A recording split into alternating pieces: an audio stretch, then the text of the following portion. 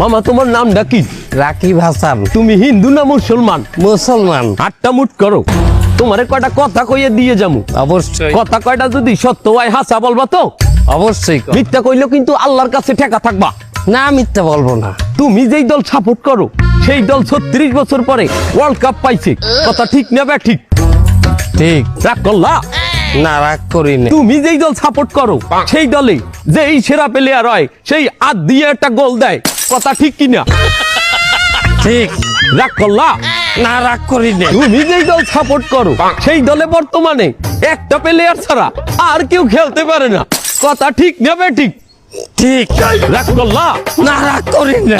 তুমি যেই দল সাপোর্ট করো সেই দলের 3টা বিশ্বকাপ সাপোর্টাররা মনে করে 50টা বিশ্বকাপের সমান, আর ব্রাজিলের 5টা বিশ্বকাপ রে ওরা একটাও ধরে না, কথা ঠিক না বে ঠিক?